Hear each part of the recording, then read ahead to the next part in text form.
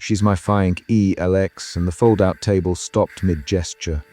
Shame tightened in Clara Hart's chest as several forks froze between plates, and a man at the far side of the table pushed his chair back, eyes wide. The investor dinner on the ranch terrace had been a noise of wine, polished patience, and polite questions. Alex's voice cut through it all like a ledger slammed closed. Within the first minute, Clara understood the problem. A billionaire had just put her name where contracts and tabloids might find it, and the entire table wanted proof. Clara's shame turned into a quick, sharp decision that tasted of metal behind her teeth.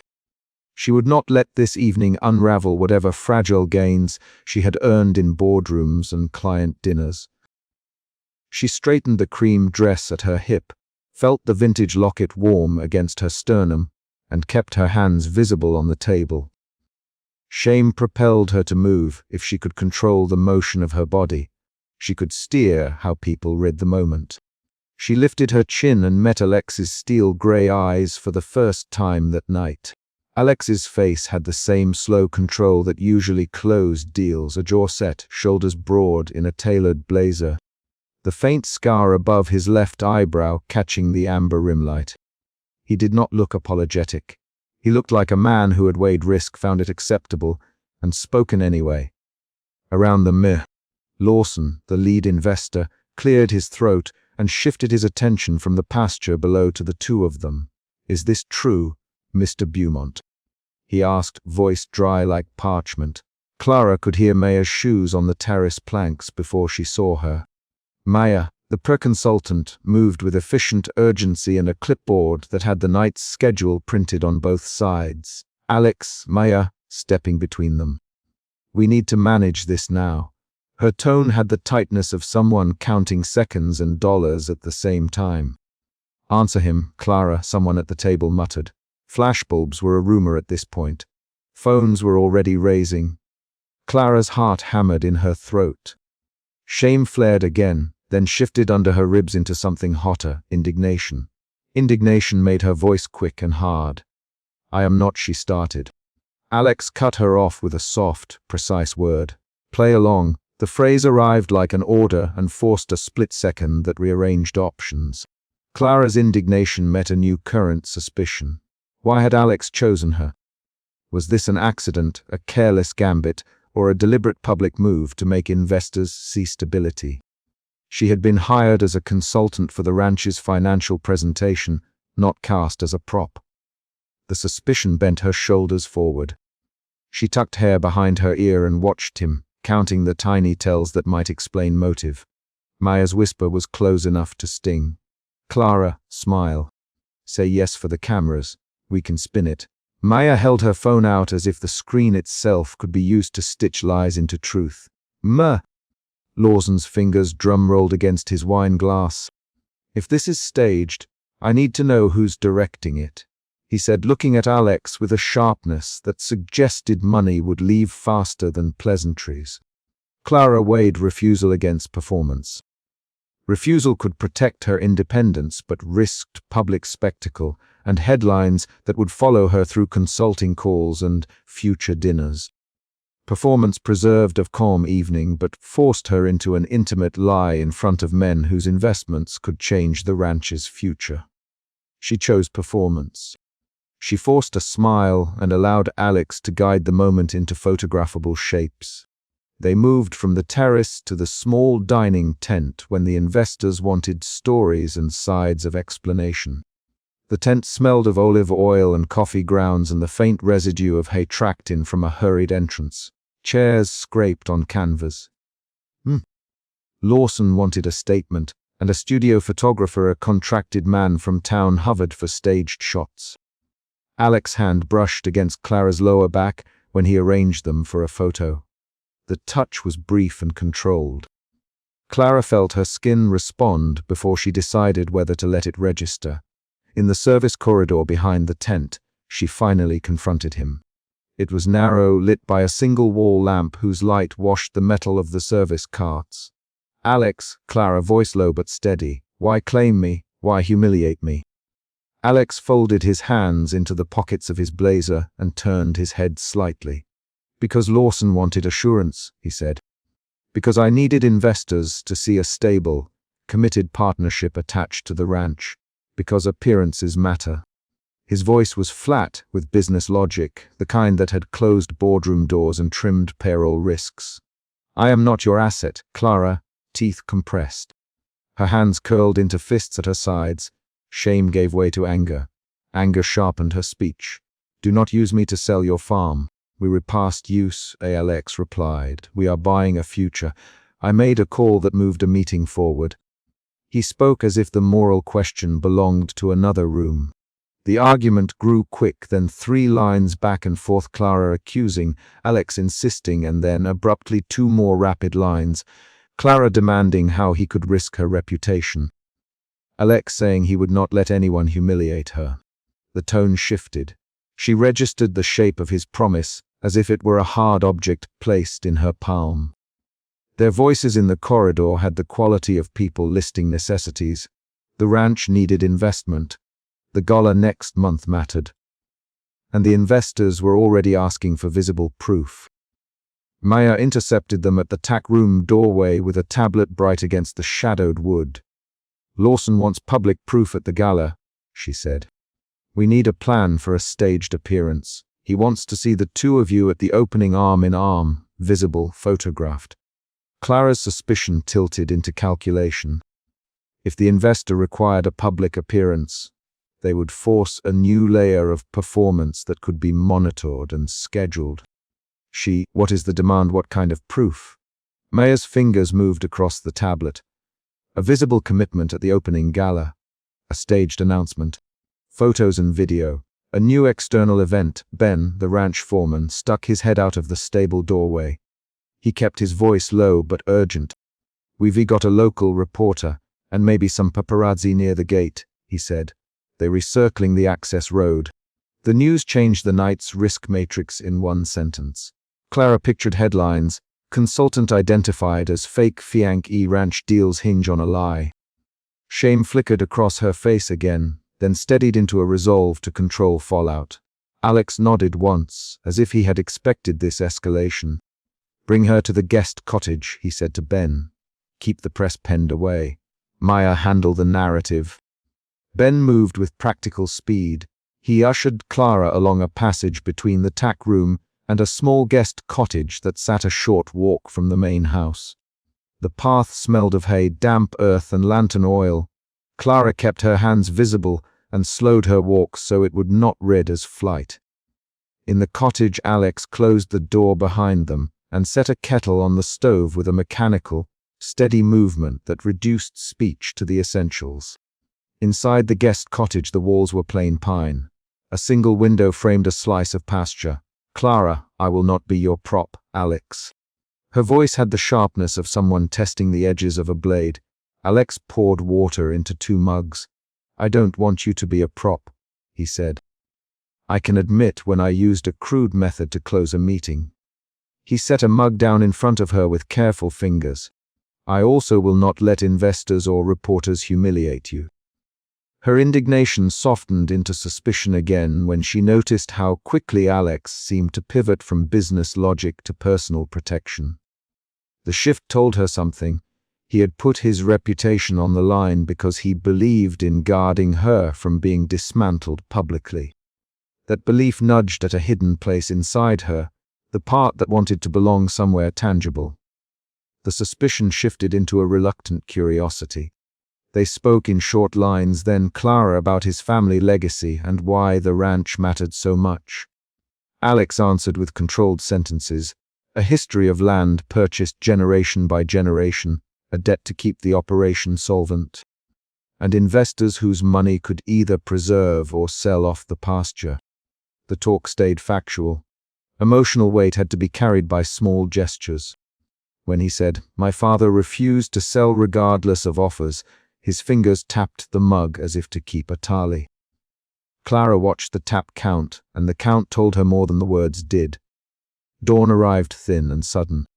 Alex's phone buzzed with a name that made them both sit up, Mr. Lawson calling from the city. The call changed the game.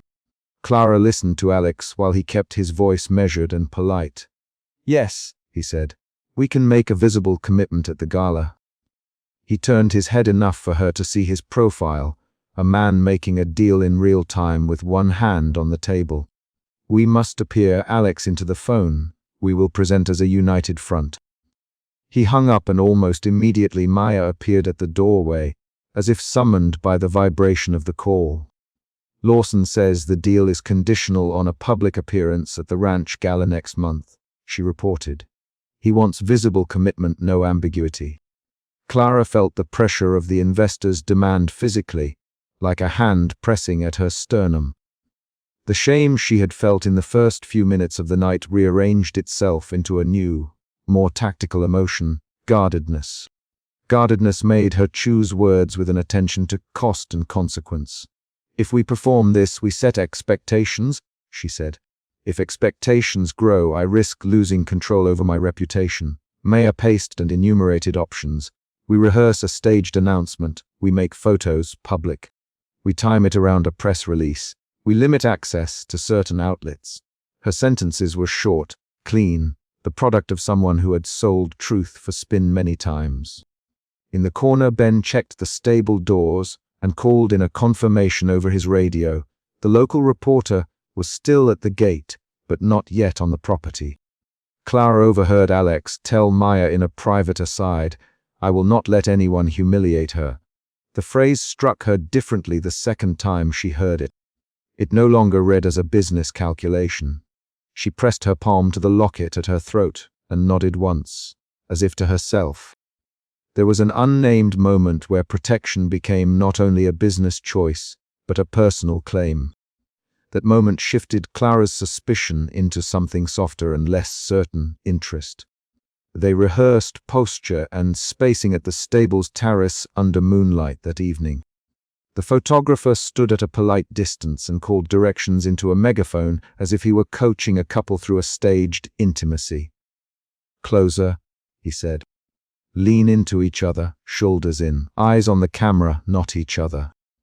Alex placed a hand at the small of Clara's back in the practiced position advisors had recommended. Clara responded by setting her hand and letting her fingers splay in a pose that rid composed. The staged intimacy work demanded small physical choices: where to place hands, how to tilt chins, the precise space between two bodies that made a photograph believable. They practiced a dozen variations. In one rehearsal, Alex's thumb skimmed the chain of Clara's locket when he adjusted her jacket. The thumb's accidental press stopped at the locket and lingered a heartbeat longer than required for a picture. Clara felt the press as a private data point, small, telling, unplanned. Her chest warmed. The rehearsal's technical corrections turned into a private sequence of near touch. Alex's eyes moved slower than the photographer's instructions. A line of breath escaped him as if he had not planned to hold it. Clara realized she was the one holding her breath too. The photographer called for a smile. The world briefly reduced to the click of a shutter. In that half-second, the staged pose became real for them, shoulders almost touching, the space between their faces charged with the possibility of a near kiss. The moonlight picked out the scar at Alex's eyebrow and the light scattering of freckles across Clara's nose with equal clarity. They stopped. Someone laughed softly in the stable corridor, and the photographer lowered his camera. Both of them stepped back with the same small, private permission to pull away. Neither spoke for a moment that held the quality of consequence. The rehearsal had been a mechanical act. The near touch had been a real thing that demanded acknowledgement. A new emotion swelled in both of them, a dangerous, private warmth that neither had announced. They did not resolve that warmth with words. Instead, they agreed, silently and without theatricality, to continue the charade for the investor's sake. Clara spoke first, quietly. "We go through with it," she said. "We play the part until the gala." Alex's reply was a nod that contained a promise, not theatrical, not loud, only firm enough to be honest. "Until then," he said, "we keep the story simple and controlled." Outside, a stable lantern buzzed and a horse stamped in the distance. The quiet agreement shifted the night's shape. What had started as a lie for convenience had become a plan that would shape both of them for weeks. They walked back along the lantern-lit walkway beneath the low eaves of the stable. Their steps measured the distance between performance and truth. At the end of the walkway, Clara stopped and tucked a strand of hair behind one ear. Alex paused, then reached out and brushed a smudge of dirt from her cheek with his thumb, the smallest, most private action in a night of public theater. It was neither confession nor claim. It was maintenance, a movement that said he saw the person behind the role. Clara felt the impulse to say his name aloud then, to fix the moment by naming it. She only managed Alex. He looked at her. Clara, he replied. Their names, spoken, narrowed the distance in the same way the stage photographs would expand it to the public. Clara folded her hands and felt the locket cool beneath her palm. They stepped back from the near kiss and, without ceremony, agreed to keep the charade alive. As they walked away, a sharp, single click sounded from somewhere beyond the horse barn, an unmistakable camera shutter evidence that the world beyond their decision had already noticed them. The sound landed like a punctuation mark at the end of the night. Night closed on the ranch not with reflection but with a task. They had to prepare, rehearse, and move through the public demand for proof. They both understood the stakes differently now. Clara's shame had become a tool she would wield. Alex's protection had become a claim that might complicate everything. The next morning would deliver Mr. Lawson's expectations, Mayor's plans, and Ben's watchfulness at the gate. Tonight ended with a step, a shared, silent agreement, and the recorded click of a camera that would not forget what they had just almost done. Emotion root, shame moved Clara into performance, pushed her to choose a risky privacy over public refusal. Emotion shifts occurred repeatedly: shame, indignation, suspicion, guardedness, reluctant curiosity, private warmth. Each shift altered decisions: when to perform, when to confront Alex, and ultimately whether to accept the staged engagement for the sake of the deal. The chapter resolves the night's immediate conflict. They will present themselves as engaged at the gala, and the small, private near touch at the stables becomes the scene's climax and the hinge that will complicate future choices.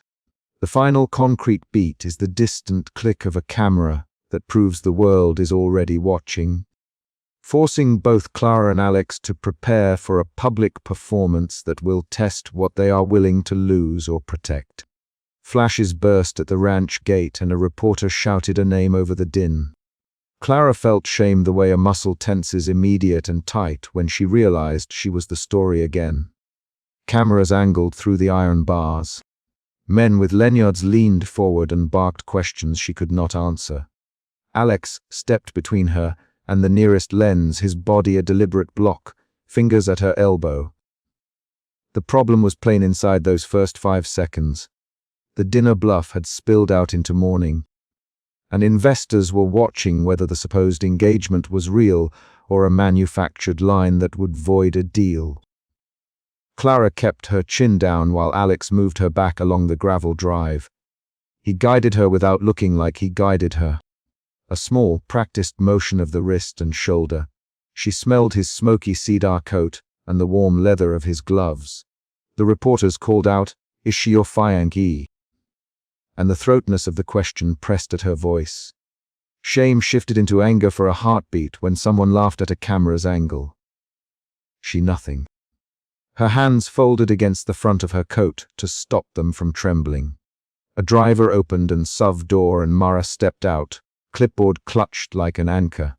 She walked fast, shoes kicking up dust. Stay close. Mara to Alex, keep her where the gates block sightlines. I need to talk to Evelyn before this gets printed. Wild. Alex nodded once. Clara noticed the way his jaw set. He had the same measured stillness he used at the table last night, when he had said the words that started everything. She's my fiancée. The memory of that sentence landed concrete and sharp. It did not soften with time. They funneled toward the veranda. The investors' cars were aligned like silent judges on the lawn. People clustered along the marble balustrade, napkins folded, coffee cups cooling. Evelyn, lead investor, sharp suit, hair pulled tight, stood at the center with a small group. She scanned Clara the way someone checks a column for errors. Clara moved like a person who had been taught to step lightly in rooms that were not hers. Evelyn's voice was level when it reached them. Beaumont, your announcement last night raises questions about continuity at the ranch. Who will manage day to day? What guarantees can you give? Her eyes found Clara. And who is she, exactly? Clara forced herself forward. She had planned no speech. She had rehearsed no role. She answered in a voice that aimed for steady and landed at simply Clara heart. I'm a consultant on the livestock resilience project. I advised on feed rotation and soil runoff last season. The line was factual and tight. Evelyn's mouth narrowed. A tense silence collected around the group. Investors shifted, chairs scraping. One of them, an older man with a gold pen clipped to his shirt, leaned in announcing a fiancée at dinner is unusual. It's risky. Are we sure this isn't theater? He named the central stake optics. If the engagement was a facade, their confidence might crumble. Alex answered without theatricsm, sure. The announcement stands until proven otherwise. He Clara's name, as if that would root the claim. The investor's skepticism did not evaporate. Clara felt anger and then a fresh doubt. She had not agreed to be presented as anyone's guarantee. The need to protect her independence pushed at her, but a different pressure, practical and immediate, tightened her choices. If the deal collapsed, clients shed served would lose contracts. If the deal held, she would face a new public identity. After the investors moved into a guided tour, Alex led a small group across the meeting lawn, leaving Clara by the balustrade where vines brushed her coat. The shift in movement made her heart pace. She watched Alex in profile, the scar along his eyebrow, the way he tucked a hand into a pocket when he considered how to reply. He had the same careful tone he used in boardrooms, and that tone now sounded protective. The protection made Clara feel exposed in a different way. Shame dimmed into calculation. She would have to decide how far to let him shape her story. The Tack room smelled of leather and the iron tang of horses. Clara followed Alex inside because the room gave them a door and privacy. Sunlight slanted through high windows and dust motes moved like small clocks. The conversation began on the line between argument and bargaining. Clara's voice came quicker than she preferred. Alex, you don't get to make me a promise I never agreed to. She said you don't get to change my name in front of people who will print it tomorrow. Alex set a bridle on a peg with a slow, precise movement. Clara, I know you didn't agree. I didn't plan to stop it. You need this capital. This is how it closes. How? By turning me into a living advertisement. Her hands found the edge of the Tack bench and she pushed off. Paced a step, be asking me to lose the one thing I fought to keep. Alex's eyes hardened, then softened in a way that made Clara's anger sharpen again. You keep your independence. I keep my company. We both keep reputations intact. That's the trade. The sentence hung between them. Clara felt anger shift toward a cautious negotiation. Her lips thinned. You expect me to smile and accept press inquiries, to answer questions about things I don't control. Her voice held a brittle edge. Alex stepped closer, lowering his voice. I expect you to stand with me at the events scheduled for this weekend. I expect you to say the lines we agreed on. Do that, and I will do everything else to keep you out of the tabloids. They traded 3 rapid barbs short. Clipped lines that counted like the rules of a negotiation. He didn't sign any contract. Clara, you're asking me to risk my career profile. You're asking me to make calls I don't get to make. Alex replied, both take a risk. Clara, not the same risk, Alex. The exchange ended with a silence that felt like a reset. The Tack room argument had done its work. Feelings shifted from shame to anger, then to a wary truce. Clara left the Tack room and crossed paths with Mara in the office that overlooked the pasture. Mara did not bother with small talk. She shut the office door and pointed at a tablet where a clause glared in plain type. Helix. This clause ties optics to the final tranche. If it looks staged, they pull out. If they pull out, peril stops next quarter. This isn't social theater. This is survival, she addressed Alex, then glanced at Claram's. Heart, I need to know you understand the stakes. Clara read the clause. Public perception, continuity, executive assurance. The words were legal and heavy. She felt doubt creep in again, but this time it was joined by a steadier, practical resolve. I understand. She said, "I understand the consequences." Mara's gaze softened the smallest fraction. Then be aware, we will be watched. If anyone finds a pattern that undermines the story, they're going to look harder than you expect. Her tone carried the implication of other people, lawyers, tabloids, contractors ready to pounce. The mention of names and actions grounded the danger. Outside, Javier met Clara in the barn alleyway with a hay fork in hand and a suspicious look. He had worked the property for years and kept a catalogue of faces. "You did consulting down at Ortega's last winter, didn't you?" he asked bluntly. His voice carried a local accent that flattened distance as people talk. "Folks in town say you weren't exactly moving in the same circles as a fiancée." Clara felt a fresh twist of exposure when Javier used a concrete fact. Ortega's feed co-op, a small town meeting shed attended. Shame rose again, but this time edged with resentment. "That's private work," she said. He advised on irrigation, not social plans. She kept her tone controlled. Javier narrowed his eyes. "Maybe. But things travel. If someone in town puts two and two together, a neighbor might show a photo to a paper. People with phones take pictures." The threat felt immediate. An external event arrived in the form of Javier's knowledge. The chapter's energy tilted toward the practical. Rumors could undo everything. Clara left him with a promise to be careful. She walked away with a new calculation. Local gossip could be as dangerous as a camera lens. She tried to steady herself in the formal garden by the veranda, where a small private circle had formed. Evelyn's wife stood apart with a teacup, smoothing the edge of a napkin, as if it were an argument to be ironed flat. Clara approached because she wanted a reprieve, and because she needed to measure alliances. Evelyn's wife looked up and studied Clara with quiet attention. "People assume the worst about women who aren't from here," she said. "Not unkindly. Tell me plainly. Are you here because you want to be? Or because you were asked?" Clara paused and chose honesty as a weapon. "He came because the work interested me, and because Mr. Beaumont's team asked for help. I didn't come to be a public figure." She folded her hands around the teacup and tried to stop her voice from tightening. The small honesty disarmed Evelyn's wife. "Then let me help you hold this line today," she said. "He can say I have known Mir Beaumont socially for years and that he has a long-term investment plan that requires stability. He'll steer a few questions away from you." The promise was small and concrete. Clara felt a relief shift the strain in her chest into trust, fragile but real. The afternoon moved toward dusk, and with it the risk escalated. A photographer had bribed a ranch hand to hand over candid shots taken last night. The phone changed hands in a pickup parked behind the stables.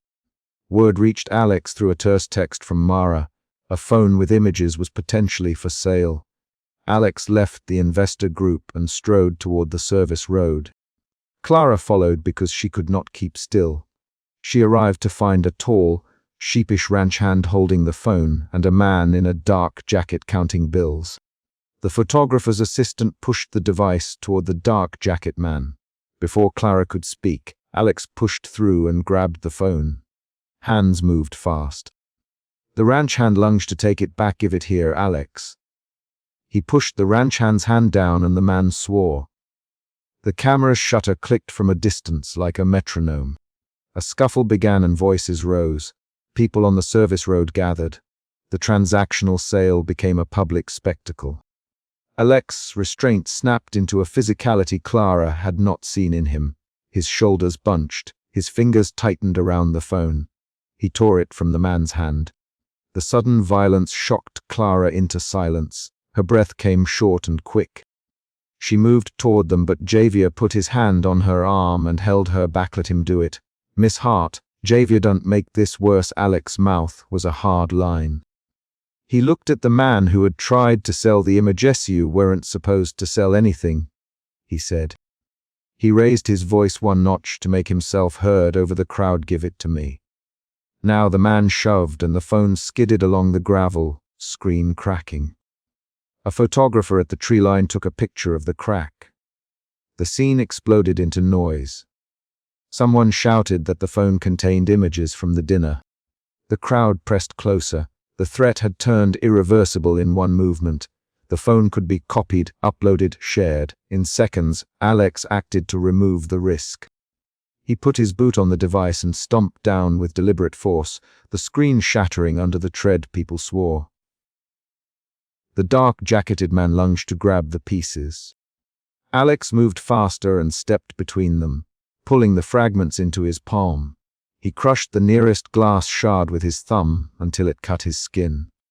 Blood appeared, the reality of damage immediate and undeniable. Clara saw the blood and felt a new shift in emotion, doubt flipping into a raw, fragile trust. He had favored a visible, physical action instead of an explanation. He had destroyed evidence, and he had accepted harm to ensure it. Mara stepped forward and took the phone pieces from his hand, wrapped them in a cloth, and tucked them in her bag. File a statement that the device was damaged in the scuffle. She said flatly, control the narrative. An investor who had been at the sidelines called security over his phone. Evelyn's voice came in measured and cut through the smaller noise. Esma, Beaumont, this will require an immediate press release. We need a statement by midnight. We need coordinated responses. If anyone leaks anything tonight, we proceed to the contingency clause. Her words narrowed the possible moves. The external pressure collected again. Clara spoke up, quieter than she intended. Alex, you hurt your hand. She named the fact instead of the feeling. He glanced down. A thin red line gleamed along his thumb. He did not complain. "I'm fine," he said. She reached for his hand, and he did not pull away. For a suspended moment, trust felt like a decision in motion. She could accept the protection along with the cost, or she could step back and risk the consequences. Her breath flattened, and she chose to stay. They walked back out to the pasture together with Mara and Javier flanking them. The moon hung low. In the field, the fence posts cast long, even shadows. No one took pictures. The crowd had dispersed under Mara's firm direction. Alex placed the torn phone into Mara's bag and closed the zipper with a slow, final flip. His decision to destroy the device had been public enough for witnesses, but private in the sense that he had not let the images spread. Clara felt an aftertaste that was neither comfort nor safety fully, but a new, complicated state, tentative reliance. She recalled the dinner, how he had said her name, as if it would secure something, and she recognized that his choice on the service road had been of the same character. He would make concrete moves rather than speeches. She stepped close enough to fit the outline of his coat in her peripheral vision.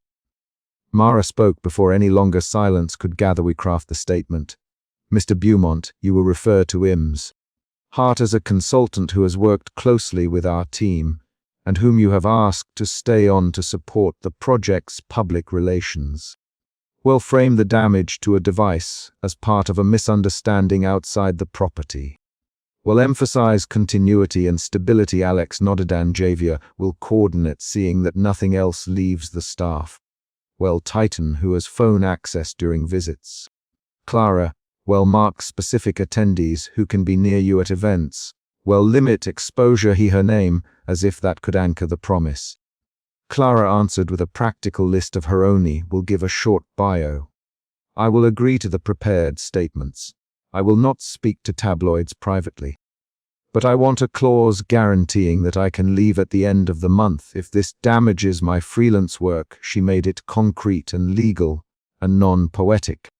The words landed like a contract clause. Mara typed notes into her tablet. Agreed. Well, draft an exit clause tied to demonstrable harm to your professional network. Will circulate by evening and you sign if the terms are acceptable. The promise was procedural and specific. Clara felt the emotion shift again, from trust to guarded hope, mediated by paperwork and procedure. They stood in the pasture for a final minute with the fence, and the distant outline of horses breathing in the cool night. Alex looked at Clara, and the expression in his eyes held something more complicated than protection, a curiosity that felt like it might become tenderness if given space. Clara's hands folded around her coat, and she found she no longer had the instinct to shrink away from his presence. A car approached down the drive, Mara's driver returning with an urgent message. She held up a hand to stop. Themtha will be a press release draft in 45 minutes. Be prepared for calls. She checked the time on her watch, and then looked at Alex. This weekend's appearances are still on. We need to rehearse lines. Clara's mouth tightened with the recognition that the charade would continue. She had won a clause. She would remain nominally aligned with Alex for the immediate future. The night settled around them with a quiet that was neither peaceful nor resolved. It felt like a pause between beats.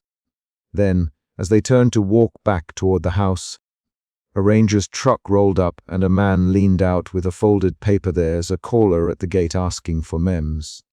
Hart's confirmation on a community talk.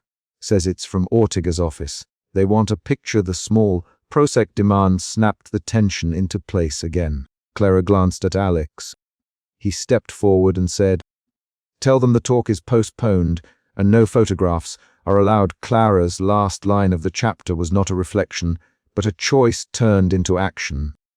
She picked up the phone to send a short reply and, with the muscles in her jaw set, she typed a refusal to the request. The message left no space for gossip. It closed a small door and set another one ajar. The chapter ended with a concrete gesture, Alex wiping a smear of gravel dust from his coat where his hand had rested during the scuffle, then glancing at Clara and saying, quietly, "Well, make this right." Clara answered by meeting his gaze and nodding once. The pasture held them both in a cool, quiet expanse, and the next day's demands already waited on the veranda lights. Emotion root, shame, emotion shifts, shame, anger, cautious negotiation, doubt, trust, guarded hope.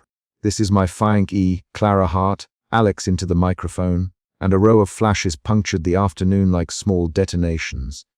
Clara felt shame tighten her throat. Cameras leaned forward, collars of lined shirts riffling, investors shifting in their seats to catch a better view. Shame pushed her hands into the pocket of her cream blazer and made her fingers small and clumsy. She had not expected to be named on the days. She had expected, at most, polite distance and a quick dinner. The central problem landed in the open. The bluff from the dinner had become a public performance, and the investors now assumed a promise that carried money and conditions. Clara kept her shoulders level. She moved in the shallow sun, the polo field behind her a green that seemed too loud for the noise in her chest. She saw Marcus Vale squinting from the front row, Marcus counting rows of people like he counted columns of figures. She saw Evelyn Park, face set, making quick notes.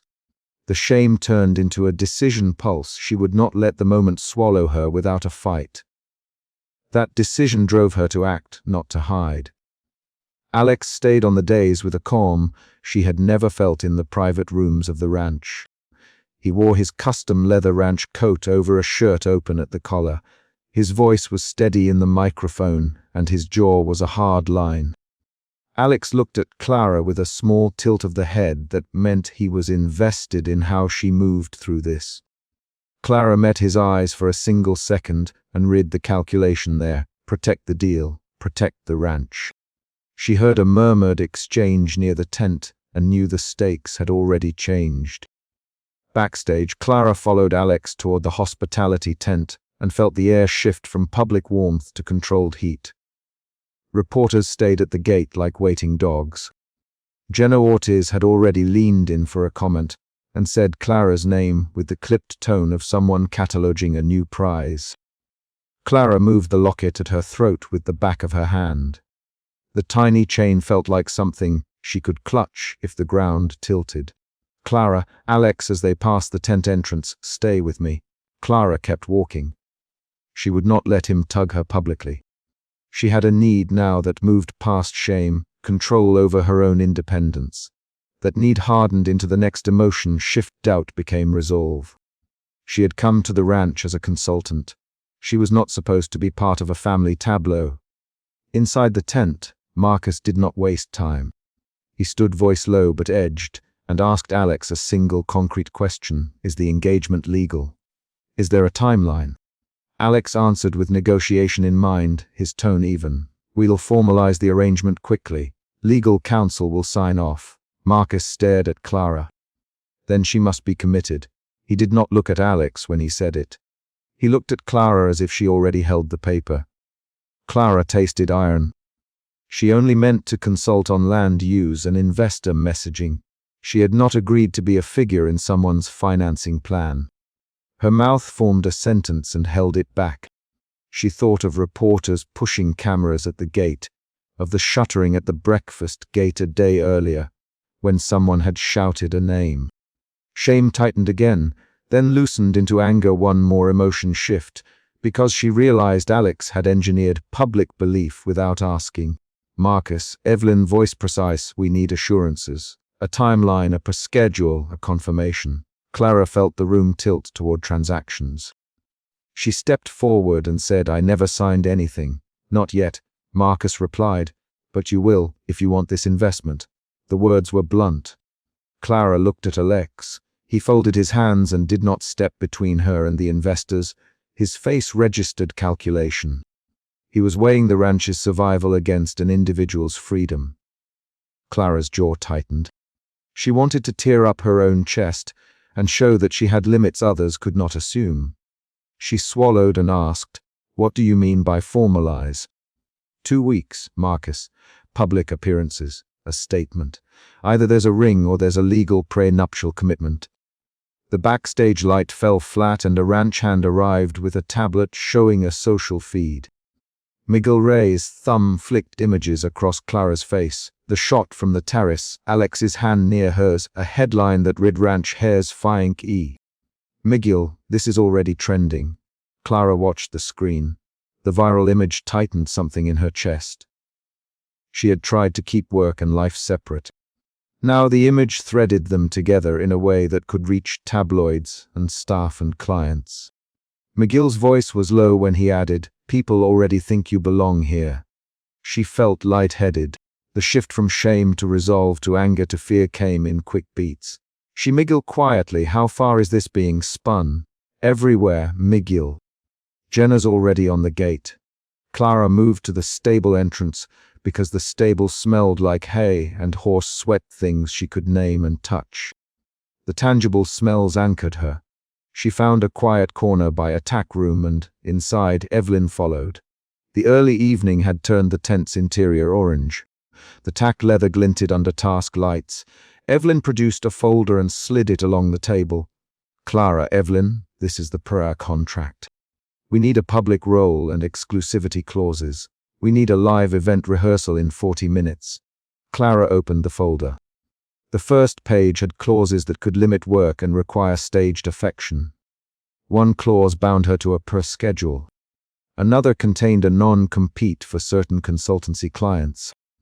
Clara read only the parts that affected her independence and felt a coldness move from her fingers to her knees. The contract could make her professional life conditional on continuing the role. Her freedom was being redefined on paper. You can't do this, Clara. Her voice was sharper now. She felt the emotion shift again, anger settling into a controlled rage that pushed her to speak plainly. Alex folded his arms. Clara, I did not want press to know, but investors demanded confidence. Investors, Clara repeated. You made me a prop to close a deal. Alex's temper appeared as a small flare. I did what I had to do to keep this place from being sold. You did it without asking me, Clara. The stable lights made his signet ring gleam as he moved his hand. His face was not cold now.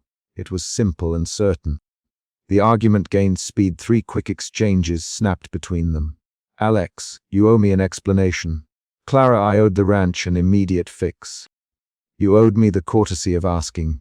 Their words were short, each one loaded with consequences. Miguel stood at the door and watched, a silent witness who now had a stake in how this settled. Evelyn kept notes. The tent outside counted breaths. Evelyn stepped in, voice measured. We will rehearse the live stream. Alex, Clara, show us 2 minutes of staged warmth. Camera will cut in 5 minutes. Clara felt a pressure at the base of her skull. She had rehearsed pitches for clients, not to simulate a life. She fumbled the locket between her fingers and said, I need protections in writing. I need limits. Marcus's voice came from the pavilion, clipped and sharp. Either she commits, or I withdraw. The words landed like a stone. Clara felt fear then, a cold clarity. The ranch could lose capital. She turned to Alex. You would protect your family legacy. Alex's answer was not immediate. He looked at Marcus like a man bracing a barn door against wind. Marcus, give us time. We'll firm up legal assurances. Marcus's stare did not soften. Time is measured in capital, Alex. Clara left the green room and walked toward the live stream area because movement cleared her head. People were arranging cameras. A technician checked lenses. Clara rehearsed her smile mechanically. The next external event was the live stream rehearsal, a forced intimacy that felt like an invasion. On camera, Alex took her hand. The grip was familiar from the terrace, but now examined by a lens. Clara forced a loosened smile and watched how Alex's posture softened in the frame. Lines that he had not shared with her beforehand. He called her by name in the kind of low cadence he used when negotiating land deals. The camera took that cadence and amplified it. After 2 takes, Clara found the contract again in Evelyn's tidy stack. She leafed through the pages and discovered a hidden clause, a penalty provision that could withhold future consulting fees if she publicly contradicted the ranch narrative. The clause used precise legal language. It shifted the power. By continuing, she could lose clients and income. She stepped back from the mic and said, "Who put that clause there?" Evelyn's eyes did not change. "Standard protection, Clara." That answer felt like a trap. Clara's pulse quickened. She felt a new emotion arise: betrayal. She had expected a bluff, not legal shackles. Betrayal sharpened her voice. "I will not sign anything that binds my clients without counsel." Marcus's voice traveled over the radio then. Either there's an engagement, or there's no capital. Clara's world narrowed to 2 options: sign and lose freedom, or refuse and risk the ranch's future and Alex's standing. She paced near the Tack trunk and ran her fingers over the worn leather. The concrete problem forced her to think in terms of consequences rather than feels, contracts, clients, and a ranch payroll. That night, after the pavilion lights had been packed and the last of the guests had left, Clara found Alex alone in the stables. The lamps threw short pools of light across saddles. McGill walked away, hands in his pockets. The confrontation that had been building all afternoon reached its peak, the chapter's climax. Clara walked into the stable and slammed the tack room door behind her. "Alex," she said, and the name became a challenge. Alex turned slowly. He did not reach for the ring he did not wear. "Clara, sit." She did not sit. She stood with her hands clenched at her sides and said, "You used me." "I used a story," Alex corrected. "I used a story to keep this place." "You used me," Clara repeated, voice thin with anger. "Evelyn brought a clause that binds my work. Marcus is demanding a timeline. You put me where reporters can reach me. Why?" Alex's shoulders dropped. He had built a defense around the ranch for years. Anger on his face was a rare thing. Because the board wanted confidence. Because Marcus will walk if he smells instability. Because I could lose the land my family has worked for. Clara's eyes moved to the scar near his eyebrow in the lamplight. Concrete, specific detail steadied her. She pulled out the contract page and pressed it toward him. "This," she said. "This will cut my clients out. It will say I belong to your schedule." Alex took the paper. He read aloud, voice flat: "Exclusivity. Consultant agrees to public association with ranch properties for a period of 12 months. He looked up. "I can negotiate the term. You can negotiate. You can negotiate my autonomy, Clara." Who signed the clause as acceptable? The council pushed language to reassure investors, Alex. "But it was my call to present you. You chose to call me your fiancée without consent, Clara." Her hands trembled.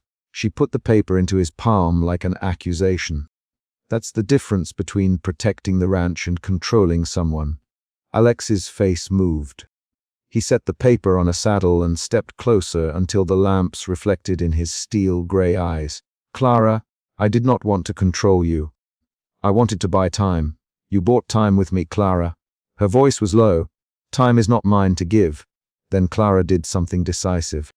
She named conditions plainly and without flourish. If this investment proceeds, I will sign no exclusivity without my counsel's approval. I will not be required to attend more than 2 public events a month. I will not be asked to speak on behalf of the ranch about business decisions. Sign these limits in writing, or I walk. Alex's face tightened. He had presented her to the public to close a ledger. Now she offered him demands that could complicate the same ledger. For the first time that night, Alex sounded raw. Clara, if you walk, I might not get the terms I need. You also promised to protect the ranch, Clara. Do that without making me collateral. He looked at the contract on the saddle and then at her hands, which were unclenching. The argument continued, quick exchanges like small blows. Alex, you owe me honesty. Clara, I owe the ranch survival. You owe me the truth about what you asked your investors, Clara. Tell Marcus the truth. Alex breathed out. He lifted his chin. I'll ask Marcus to delay formal announcement until we draft limits. That concession was small and yet significant. Clara felt the last emotion shift, that evening betrayal easing into guarded acceptance. She set her locket back under her shirt and said, I will sign if I see protective language. Outside, at the pavilion, Evelyn spun a softer narrative to the few remaining staff. Miguel relayed that Marcus had agreed to pause formal announcements pending legal review. The instruments of power and money shifted in response to the confrontation Clara had forced. At dawn, Clara walked the pasture alone. The grass held a thin sheen from the night air. A single horse nibbled at the fence near the sunlit gate. Alex watched from the veranda with his hands tucked into his pockets. He did not cross the distance. Clara approached the gate and kept her posture steady. She had made demands that night and Alex had offered a delay. The ranch's immediate crisis eased, but the cost had been laid bare. She had been used to close a door, and she had insisted on a limit that could pry it open again on her terms. Clara looked at Alex and said, We will draft protections today. I want a clause that preserves my clients and limits public obligations. Alex inclined his head. I'll tell Marcus to wait for counsel. They did not smile. The truce was functional and fragile. The morning held a quiet that was neither reconciliation nor rupture. It was, instead, a set of active choices waiting to be signed. Clara walked away from the veranda toward the Tack room, the locket warm against her skin. She had forced a confrontation that shifted the investor's timeline and revealed legal leverage hidden in a contract. She had exposed Alex's willingness to risk her autonomy for the ranch and forced him to respond. A final external event arrived as the chapter closed. Evelyn called from the pavilion to say Marcus wanted a written assurance before noon. Clara turned, feeling the weight of a new deadline fall across the morning. That concrete demand ended the chapter with a situational beat, choices to be documented, signatures to be negotiated, and limits to be tested. The emotion-root shame had driven Clara into silence and then into action. She had moved through doubt into resolve, into anger, into betrayal, and finally toward guarded acceptance. The confrontation in the stables served as the climax and resolved the immediate public crisis. Investors paused, pater deferred, and Clara secured a chance to preserve her independence in writing. The scene closed on a clear, tangible next step, draft protections to present to Marcus by noon. The decision was a hinge. The ranch would not survive only because of a bluff. It would survive only if choices were made openly, and if Clara's limits were written and honored. At the end of the chapter, the morning sun lit the pasture and a ranch hand wheeled out feed, an ordinary task that signaled the work that remained. Clara walked back into the Tack room and opened the contract folder one more time. She placed a pen on top of the papers and set it down as a marker. The day would begin with negotiation. That pen, heavy in her palm, was the concrete point on which the next act would turn. Rain slammed the terrace and a flash exploded against Clara Hart's cheekbone as Evelyn Pierce's voice cut through. "Prove it tonight." Shame tightened Clara's throat. The feeling pushed her forward before thought did.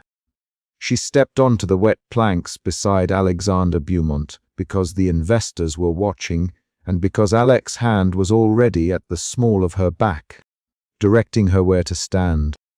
The immediate problem was concrete. The funding would be withdrawn if the Fiancée story could not be verified in public within days. Clara was a consultant who had never wanted headlines. Now she stood at the center of a deal that could save a ranch and brand her as something she had not consented to become. Clara kept her chin up and counted the ways she could refuse. She looked at Alex for instruction and found a measured, rigid calm instead. "He stay with me." Clara, the line was short, investors murmured. Cameras kept firing, shame pushed and then loosened into something braced and sharp, resolve. She remembered the dinner when Alex had first said her name into a microphone, and the world's attention had shifted toward her. That memory was a specific cut. Forks halted at a table, a man at the far side of the terrace standing too quickly, and it made her cheeks burn again. She had no intention of letting a lie become the shape of her life, but she also heard what losing the money would do to his people. Evelyn did not step back. She watched from under a wide-brimmed hat, phone raised. Sophie Lynn spoke for her in the doorway. "Evelyn will sign if you present a verifiable sign of commitment. Within 4 days." The sentence landed like a hammer. "Clara, 4 days is impossible." Her voice was steady despite the rain. "We can stage a press appearance, but staged once satisfy legal conditions." Alex answered. "Then make it verifiable." "Well, show them something real." He did not promise a future. He promised an action. Marco Reyes slipped forward beside Alex, mud on his boots, and said, "The crew's behind that fence wholeheartedly, Alex. We need that runway." Marco's bluntness made the stakes public and communal, not just between two people and a rumor. They moved inside the Tack room doorway to take the ultimatum out of shouting range. The room smelled of saddle leather and horse sweat. Saddles hung like patient phrases on racks. In that pressure, Alex explained what the loss would mean in precise terms. "Slows this. We sell grazing land. I lay off workers. We shrink the breeding program," he said, listing numbers and consequences with clipped cadence. Clara listened as if cataloging facts. Her shame had shifted into responsibility to decide. "Alex, I didn't sign up to be a shield for your legacy." She spoke the sentence aloud to see whether she could live with it. Alex closed his eyes for a single measured beat, and then opened them. "Clara, this place matters to me the way your work must matter to you. If you step away and they pull out, we don't get a second chance. I won't let that happen." His voice was low. He extended his hand without asking permission. Clara's hand hovered over his palm, then rested there. The touch was practical. It carried an undercurrent, something almost like trust, but not named. Marco tapped his knuckles against a saddle rack and said, "We do this right, or we don't do it at all." The conversation tightened into negotiation rather than pleading. While they argued logistics, a phone screen lit in the corner of the office and a picture slid across the feed, Clara alone at a speaking engagement, arms around another man's shoulders in a staged photo up elsewhere. The image arrived like a new, sharp thing. Evelyn's jaw tightened. "Who leaked that?" Sophie demanded. The leak rewrote the narrative instantly.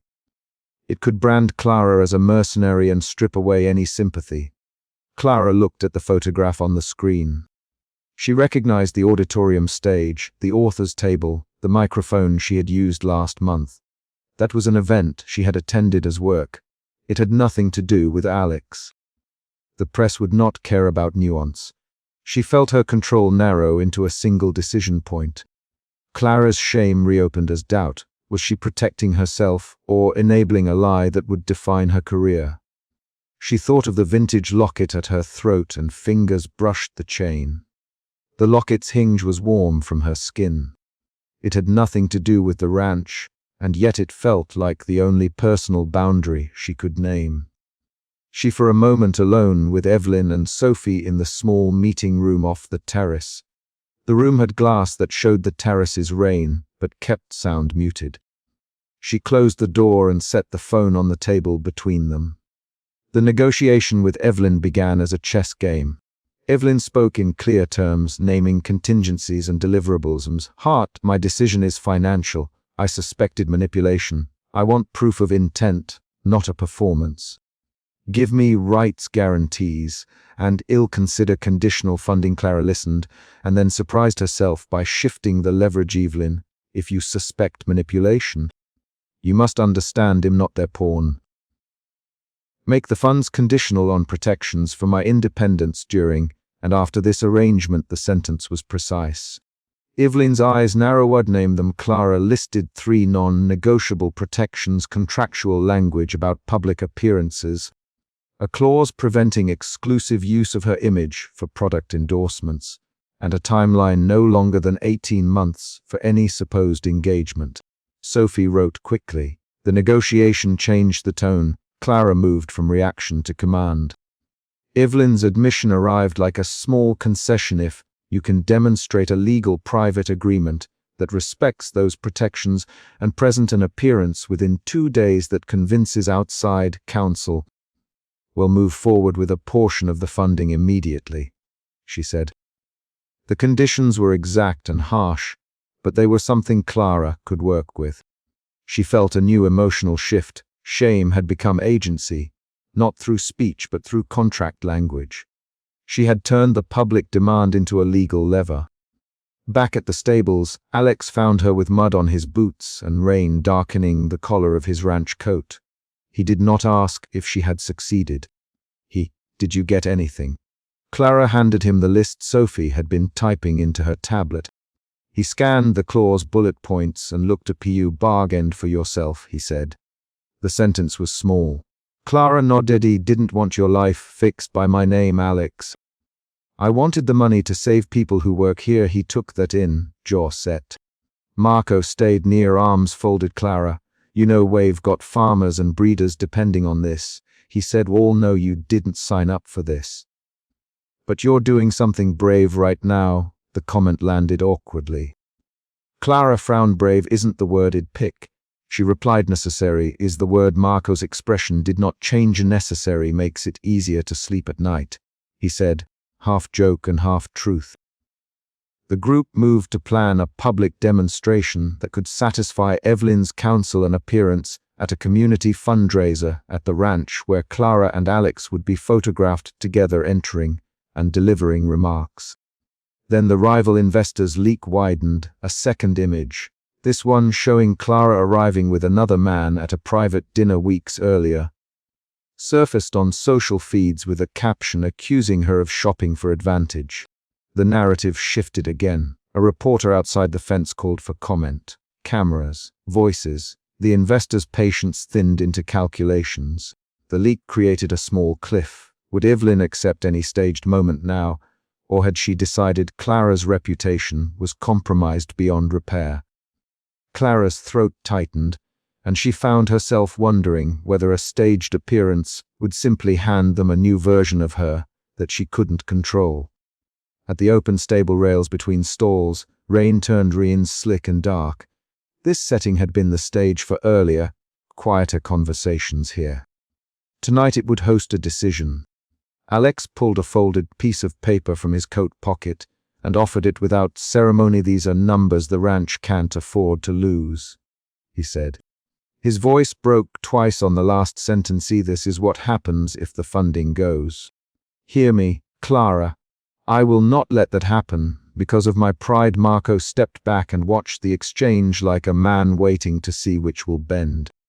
Clara put her fingers on the paper and felt the damp. She could sign, and the investors would have the public demonstration they wanted. She could refuse, and the ranch would face immediate cutbacks. The rain mapped cold lines down her arms.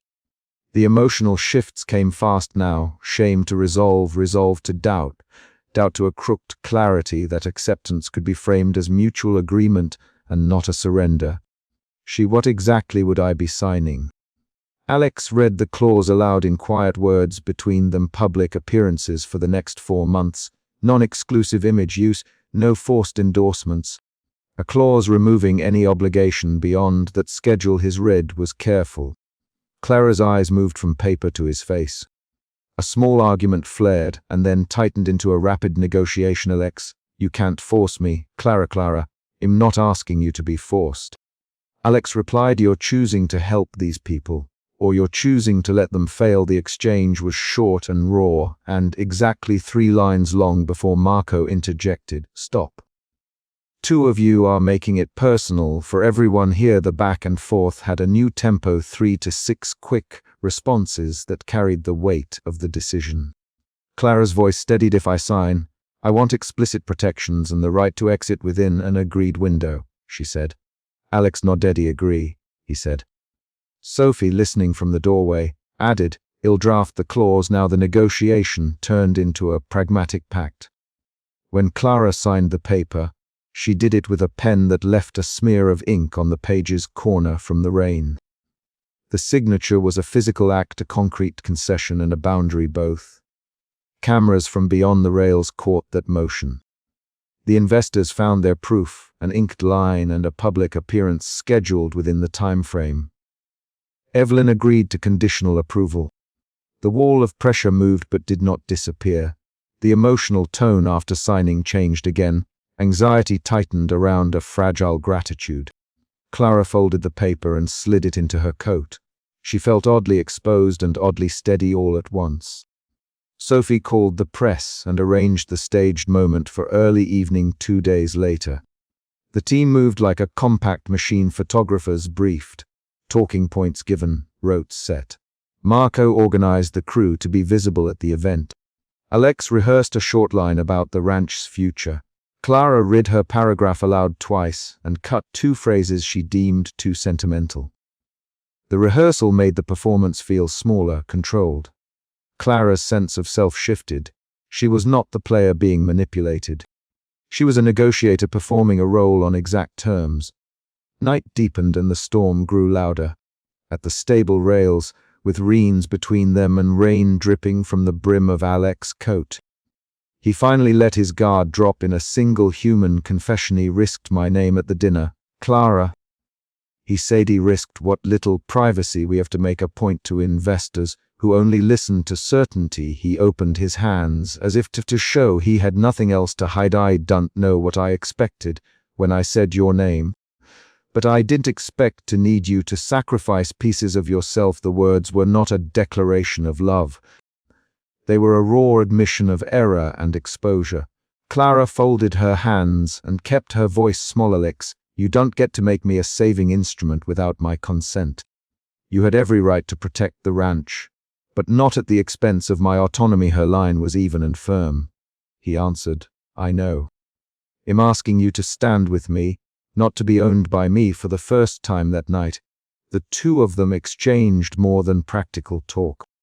Their conversation moved through shame, bargaining, anger, and finally a small clarity about what each needed. The rain provided a constant counterpoint. Water ran off leather into the muddy ground. Marco watched them, silent, then said, whatever you 2 decide, make it quick.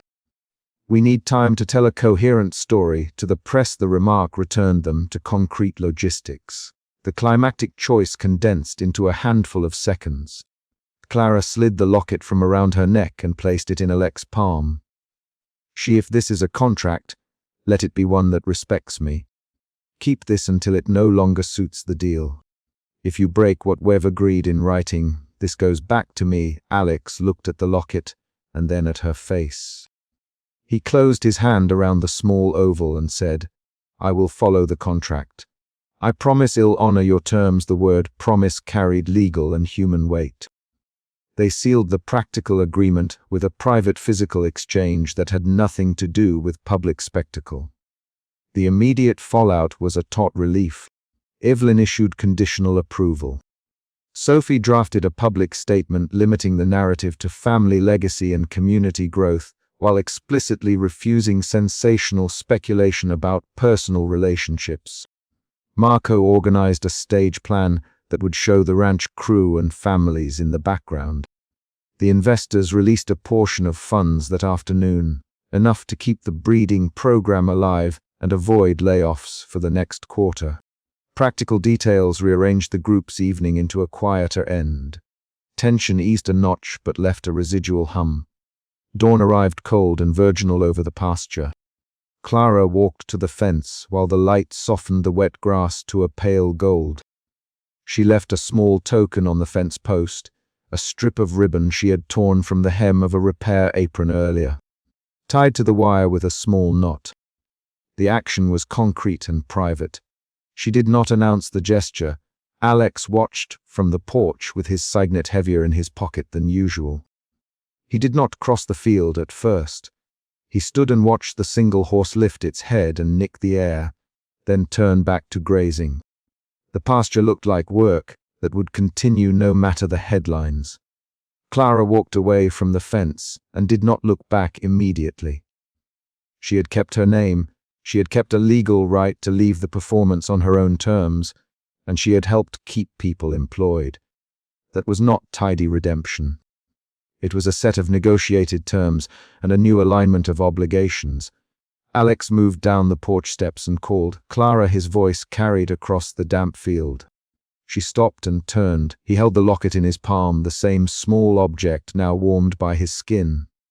Clara, thank you for the terms. For everything, his voice was calm. She stepped closer and took 3 paces, each measured. Then she said, "Don't make the ranch into the only place that can ask for loyalty, Alex. People deserve to choose their belonging." The sentence was firm and clear. He nodded.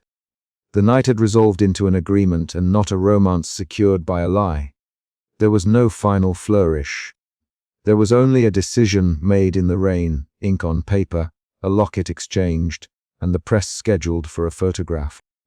Clara tucked her hair behind one ear, adjusted the collar of the coat Alex offered, and walked toward him so the cameras would find them together.